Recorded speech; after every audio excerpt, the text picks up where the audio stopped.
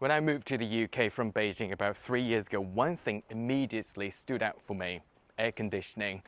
You don't get to see AC fans hanging on the outside of buildings at all. Where I come from, temperatures can sometimes go up to 40 degrees Celsius. So without AC, life can be pretty unbearable in hot summer days.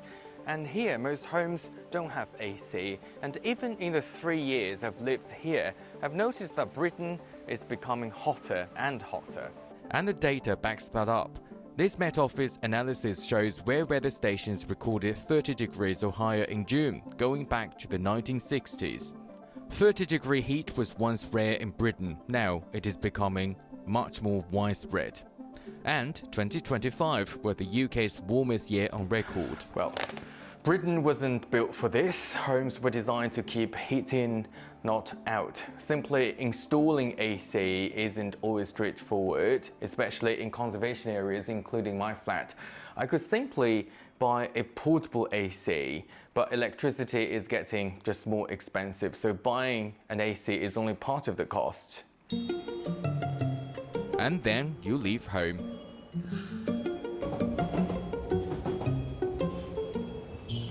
Welcome to the London Underground in summer. Only 4 of London's 11 underground lines have air-conditioned trains.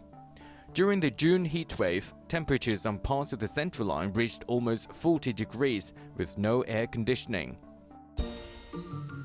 Social media are full of memes about surviving the tube in summer now. I'm on Bakerloo right now. There is no AC, it's quite stuffy, and it's just hot air in your face. Imagine if this rush hour. It can be very unbearable for commuters. So once again, why not just install AC? The answer is beneath our feet. Every time a train brakes, it generates more heat. And in these narrow tunnels, the heat gets trapped. By simply adding air conditioning could create yet another problem. You cool the train, but dump even more heat into the tunnel. The London Underground is more than 160 years old, the world's oldest metro system. It simply wasn't designed for summers like this. And on the hottest days, passengers can even be advised to avoid traveling. And it's not just homes or the underground.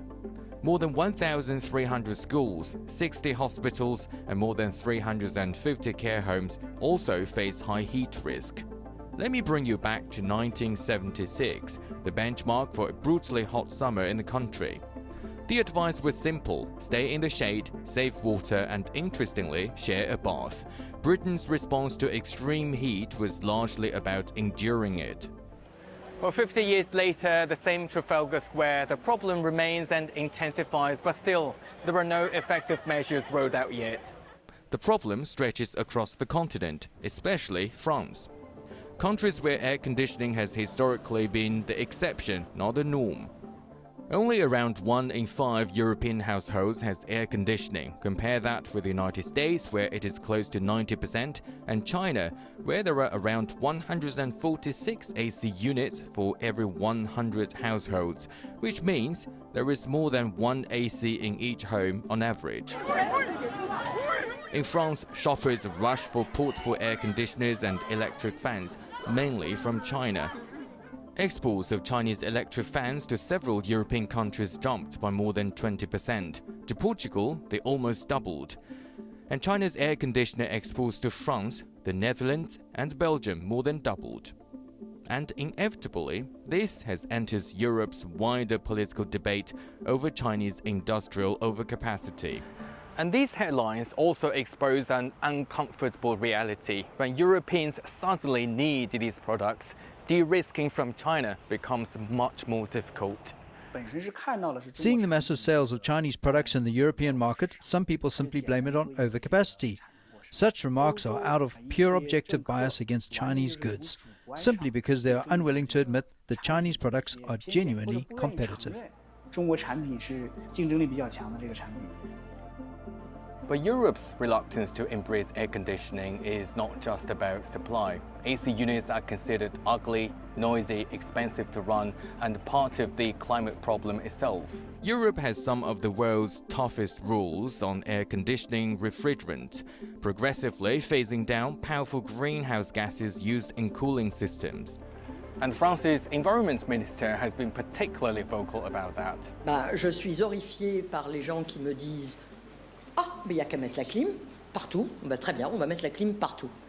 Vous croyez que ça va éviter un feu de forêt? Vous croyez que ça va éviter la mort des animaux que nous voyons? Vous croyez que ça va éviter quoi? Rien.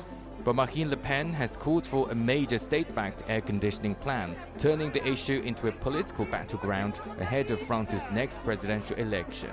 As air conditioning becomes a political issue, it is facing a different challenge: how to protect people from extreme heat without making climate change even worse. As demand for cooling grows, the challenge is becoming economic, environmental, and increasingly geopolitical.